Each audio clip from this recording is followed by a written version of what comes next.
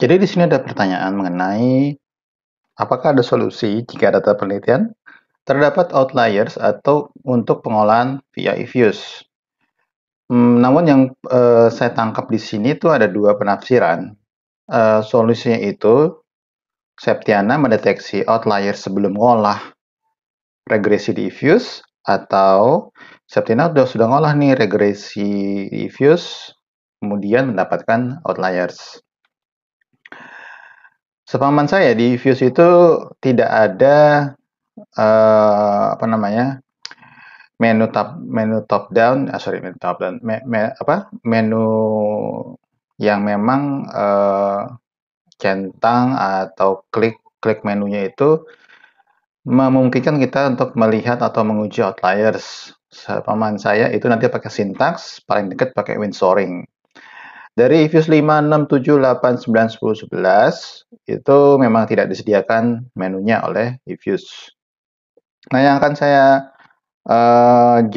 gunakan untuk menjawab pertanyaan email ini, saya akan menggunakan eViews 12, di mana di eViews 12 ini dia punya menu untuk outliers, tapi terbatas pada model data yang regresi berganda saja. Maka ini akan saya melakukan regresi berganda, quick estimate equation, kemudian ini apa kemarin ya? Oh, model-model mempengaruhi profit. Ada 252 data, ini udah pasti modelnya tidak terdistribusi normal untuk residualnya.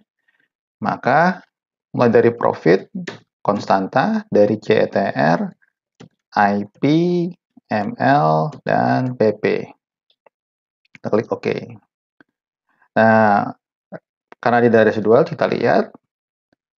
Oke, kalau kita masuk ke perbandingan dengan SPSS menggunakan case wise itu outliersnya batasannya paling tinggi adalah 3 dan minus 3. Sedangkan kita lihat di sini ada pada data di baris 25 sampai berapa nih? Mendekati 50 ya, 25-50 ini di antara mereka ini ada data-data yang outliers ya. Karena sudah melebihi ya, ini sudah melebihi minus 4 sampai minus 6, minus 8. Dan positifnya juga positif 4, 2. Positif 4 ya, ini positif 4 menuju 5, seperti itu. Jadi ini dimaksud dengan deteksi outlier dari nilai residual. Oke, kita lihat dari estimation outputnya, kita lihat. Oke. Nah, dari hasil sebelum di outliers, kita mendapatkan CTR berpengaruh negatif, signifikan, IP tidak berpengaruh signifikan, ML menjam laba berpengaruh signifikan negatif, dan ini PP tidak berpengaruh signifikan. Mari kita coba lakukan estimasi ulang, kemudian kita masuk ke menu option, and then kita centang auto detection. Oke, outliersnya ini menggunakan auto detection. Dalam option, yang menurut saya yang perlu diganti ya, ini hanya p-value-nya saja. Menurut saya 0,001 ini terlalu longgar buat saya. Saya biasanya menyamakan dengan referensi. Kalau di SPSS pakai 0,05, saya pakai 0,05 di sini. Oke, dan oke. Wow, banyak ini. Mari kita lihat. Kita bandingkan hasilnya dengan yang tadi. Oke, untuk yang sebelum tadi yang berpengaruh hanya CTR sama ML. Dan clear, sudah berpengaruh negatif. Sedangkan untuk yang setelah di outlier, ini ada CTR, kemudian IP berpengaruh positif, ML berpengaruh negatif. Oke. Jadi pada penambahan ya, ada penambahan.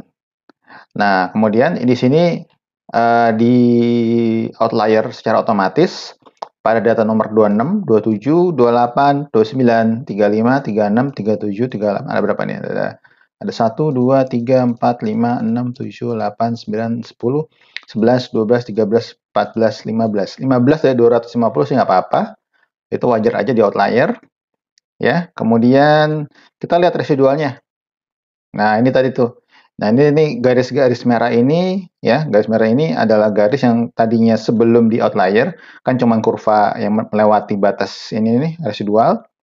Kemudian sama si Ifuse diberikan apa namanya tanda atau otomatis outlier detection sehingga dia tidak keluar tidak masuk ke dalam model.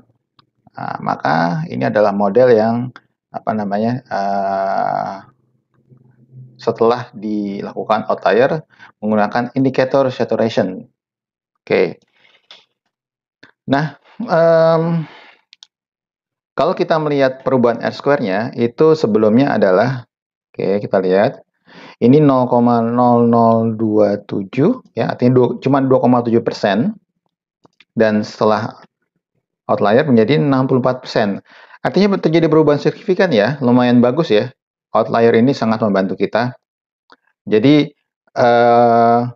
ini adalah menurut saya ini teknik menu yang ada ya, yang baru di Visual 12, sehingga bisa kalian gunakan untuk namanya memperbaiki model. Namun tadi saya sampaikan itu hanya bisa diolah menggunakan regresi berganda. Saya belum nyoba di model lain karena kalau misalnya saya browsing nih ya, tadi apa tuh?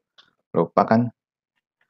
Menggunakan indicator saturation. Oke, indicator saturation. Indicator saturation Ifuse. Oke, ini dia. Jadi di blog Ifuse-nya sendiri juga dia bilang ini ya nanti bisa dibaca oleh rekan-rekan apa namanya teknisnya. Tapi kalau saya cuma concern sama tadi itu pakai 0,05 di ambang batas p-value-nya. Terus, nah ini dia. The problem with the approach of including fiber only in traditional regression setting. Nah, itu aja. Jadi hanya berlaku pada traditional regression setting. Seperti itu. Terus ini juga, dia pun juga ya. Dia menggunakan 0,01 nih for apa namanya terminal condition p-value-nya. Oke, 0,01. Terus udah sih itu aja. Jadi Ifuse pun juga baru membuat apa namanya panduannya pada tanggal 21 Desember 2020. Jadi ini belum lama dan bahasanya juga Ifuse 12 introduce a new technique. Jadi ini saya memahaminya di Ifuse sebelumnya tidak ada gitu. Yang dari 5, 6, 7, 8, 9, 10, 11 tidak ada teknik to detect and model outlier and structural change. Ya, artinya ini secara otomatis data dikeluarkan dari model dan structural change-nya langsung disesuaikan pada saat sebelum sama sesudah. Seperti itu. Semoga membantu dan terima kasih.